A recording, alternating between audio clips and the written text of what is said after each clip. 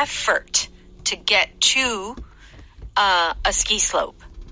Oh, yeah? Yeah, because there's no snow in LA, so you'd have to drive a couple of hours to go to the mountain. Yeah. Well, I mean, Arkansas, we don't have it at all.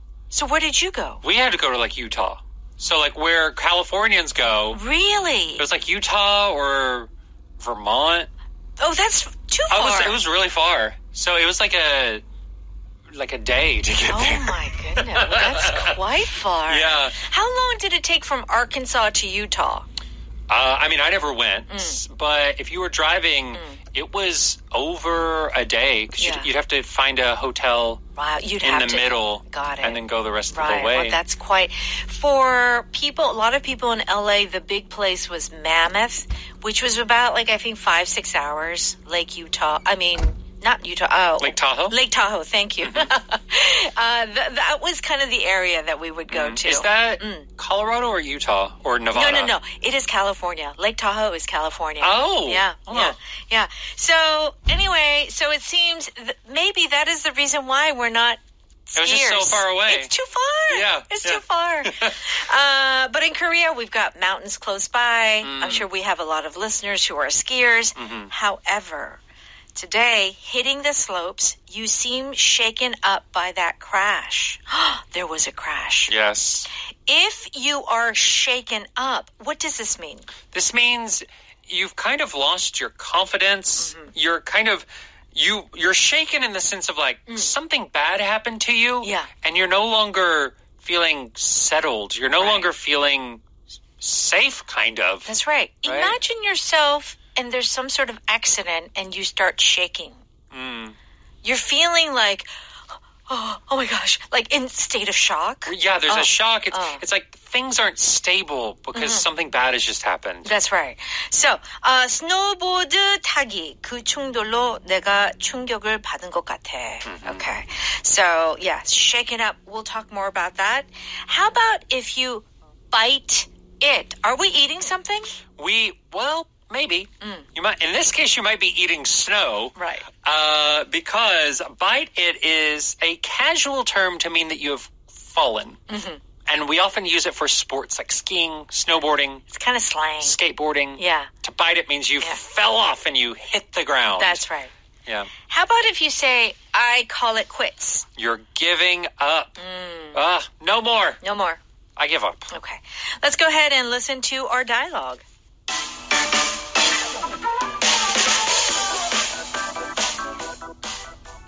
Kaylee, are you okay? I saw you bite it pretty bad back there. Yeah, I'm fine. I just hit some ice I didn't see and my board slipped out from under me. Well, you seem shaken up by that crash. It did startle me since I was going so fast, but I promise you, I'm fine. Just let me know when you want to call it quits, okay? Thanks. But as long as there is sun in the sky, I'm going to keep going.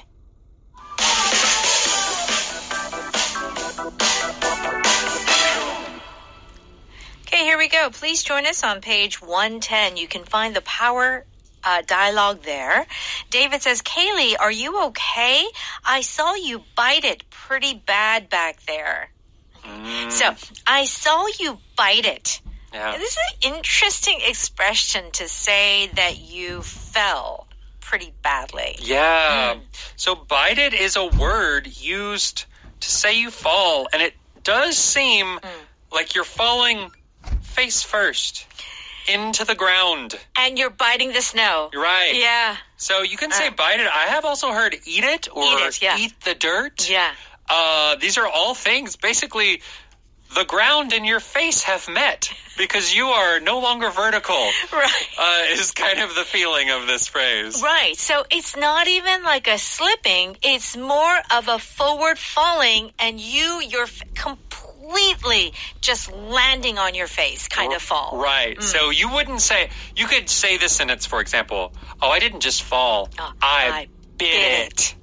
Yeah, which means that I really fell, probably hit my face. Yeah. Yeah. Skateboarding, surfing, roller skating. Yeah. You know, things like walking. You know, there are people, myself included, that Well, that's how I broke my finger. That is true. You bit it. I bit it. I You just bit it. was walking down the sidewalk Oh, my gosh. and decided to make friends with the floor. Oh. You know? So again, everyone, to bite it means that you have fallen pretty badly. Yes. Like on your face. Falling. Okay, so what does Kaylee say? Yeah, I'm fine. I just hit some ice I didn't see, and my board slipped out from under me. Okay. So if the board slips out from under you, it means what? The board goes faster than your body. Okay. Right? Yeah. So it's... Yeah. So, But your butt is still here. Yeah. So skateboarding is another great example. The skateboard can slip out from under you. Oh, yeah. I've had that happen. Yeah. I'm not a skateboarder, but of course when I was, in LA, it's the capital of skateboarding. Right, yeah. David says, well, you seem shaken up by that crash. So if you are shaken up by something, and usually it's something, a fall, an accident, some emergency, how do you feel? You are startled, and it's not scared, but there's like this anxiety that you can't feel calm. Right. You can't settle down. You're just really, you need some time to think. You need some time to recover. It's that feeling of just not. Right. Yeah. Yeah. I know. So if you fall, that's one thing. Yeah. But if you bit it pretty badly, it means you had a really big fall. And that's why you feel shaken up. Yeah. Because you kind of fall a little bit, it's okay. Like you just get up, right up, but it was like a big one. Yeah. So you're feeling not calm. Yeah, it's not exactly like dizzy necessarily. It can be physically shaken up. It can be emotionally shaken up, right? It does kind of have that feeling of, in cartoons, whenever like a character gets hit on the head, and they have like the stars, right? Or the birds. Right. That's kind of the feeling of being shooken up. Shooken up. Yeah. Okay. Or shaken up. Shook Sorry. up. Is that how we say it in Arkansas? Shooken up. I know where I'm from. We definitely say shooken. But I don't. Oh, really? Oh, yeah. Oh. But I don't think that grammar-wise? Grammar-wise, it's shaken. Yeah, to be shaken up. Okay. So here, that's why Kaylee says, it did startle me. STARTLE. So if you are startled, we know the word surprise. Yes. Is there a difference between surprise and startle? So surprise can be good or bad, right? Startle is never good. Oh. There's not a good startle. Yes. And it's this feeling, maybe it's like a loud noise that you hear all of a sudden. Or someone jumps out from a corner. Right. It's good. Oh. It's that sort of feeling. Okay. Maybe you're watching a scary movie and something pops on stage. That would be startling you. To be startled. Okay.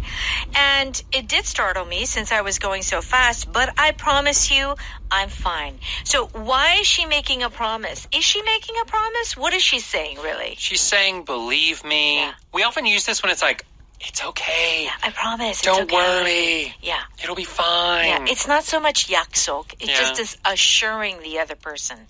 Don't worry. Really, it's okay. It'll be fine. So I promise you I'm fine means truly, trust me, I'm fine. What does David say? Just let me know when you want to call it quits, okay? Okay. If you call it quits, it's interesting because you could say, let me know if you want to quit. Right? So why would you say call it quits? Right. So this call it quits is kind of like giving up. Yeah. Often. All right. Yeah? So it's that, no more. You throw your hands up in the air. That's enough. Yeah. Yeah. So that's this feeling with call it quits. Call it quits, right. So David is saying, listen, we can stop. Yeah. We don't have to skateboard. Snowboard. Okay? Call it quits for the day. Kaylee says, thanks, but as long as there is sun in the sky, I'm going to keep going. Yeah. If you go skiing or snowboarding, you really do. You need to be there a whole day. All day. Because those ski lift passes are expensive. And you can really only go a few times, really, because you have to wait in line. Right. But if something like this happened to me, if I bit it in the snow, I would call it quits. Yeah. Yeah, okay. Let's read that. Let's listen to that one more time. Kaylee, are you okay? I saw you bite it pretty bad back there. Yeah, I'm fine. I just hit some ice I didn't see and my board slipped out from under me. Well, you seem shaken up by that crash. It did startle me since I was going so fast, but I promise you, I'm fine. Just let me know when you want to call it quits, okay? Thanks. But as long as there is sun in the sky, I'm going to keep going. It's time for Power No. We're on pages 112 and 113. Now, bite it, B-I-T-E, has nothing to do with eating. Mm-hmm. It just means to crash or fall, especially when you're doing some sports activity. Yeah. Yeah. But I guess walking too or running, you can bite it too. Mm-hmm. Mm-hmm. Did you see that video of the skateboarder trying that crazy trick? The one where he bit it on the handrail? It was hilarious. Sometimes it's, I don't like to watch them, but there are videos and it's like so painful, but the fall sometimes can look funny. Oh my gosh. Right? So true. Yeah. Like, there was a really famous show in the US, kind of was in my teens. It was like an obstacle course. Yeah. 장애물 코스. Uh-huh. And it was meant to make people bite it. Just like absolutely. That was the intention. Yeah, they had like the safety pads and like the course itself was like soft so people weren't getting hurt. Mm-hmm. But they would just like fall and be flipped around and like, oh, it's so funny to watch. It is actually sometimes fun to watch. As long as you know that the person's safe. Right. Watching someone bite it can be quite hilarious. That's right. Yeah. That's so only when you know that it's okay. That they'll be okay. Here, I almost bit it on the wet staircase. Yeah, almost. Almost. Mm-hmm. So you didn't completely fall, but you almost did. Yeah. Yeah. Yeah. When I first came to Korea, I was not familiar with snow. Oh, because you're from LA. Because I'm from LA. Yeah. I didn't know how to walk on snow. Oh, you got a penguin walk. They'll walk like a penguin. So, yeah. I remember my first winter in Korea. Oh, no. I bit it so hard. But fortunately, it wasn't, I think I slipped backwards. Oh, not forwards. Yeah, but it was almost the same as falling forwards. You did like an ongtongi panga, right? Like completely. You landed on your butt. I landed, like my whole body just landed.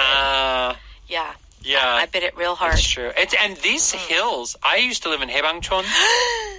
That's like skiing. Oh my God. I need skis. I didn't even walk down. Yes. I just like sat on the ground and like slowly slid down.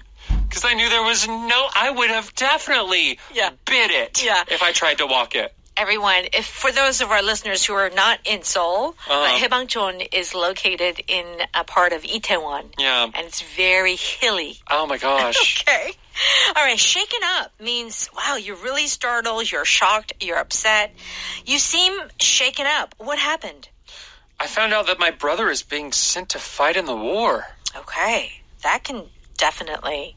have you shaken up. This isn't an accident, but it is news that is so shocking. That oh my gosh. Yeah. Mm-hmm. Jill was shaken up when the car ran the red light and almost hit her. That's true. Uh-huh. Oh my gosh. Whenever, of course, getting in an accident is very shocking and there's so many things to think about. Sure. But even if you aren't actually in that accident, sometimes you just have to step to the side and just... calm down. That's right. If you're that close, that does. When you're driving, and it's so close, you do get shaken up. Yeah. Something that happened to me recently. What? So my dog Simba, he got on the elevator before me. Oh, no. And then I was like, I need something from my apartment. So I went back inside. The elevator doors closed. With my dog inside. So Simba is in the elevator alone? And I'm outside. Oh, no. And I'm like, what if the elevator had gone down? Because I still had the leash. I was holding on. Oh, my goodness. It was half a second. I pushed the button and the doors open. Okay. But I was so shaken up. Totally. Those like scary little half-second things where you're like, Yeah. oh my gosh, that Yeah. could have been awful. Well, speaking of which, elevators, when I was a young girl, I still remember this. I was like 10 or 11, and instead of Simba, it was me. I got in the elevator, and the elevator doors closed, and my mom was outside. And boy, those few seconds were like, of course she found, like Right. we But when were you're young- reunited. But when the door closes and you're in there, my mom panicked. She was so shaken up. I was crying. Oh. You got to be careful, those elevators. Yes. Okay. If you call it quits, and we will never call it quits here on Power English, right? Never. Cameron? Never. It means to stop working, like give up. Yeah. When do you think you'll call it quits? You're the oldest player in the league. I don't know. I think I have 2 more good seasons left. Okay.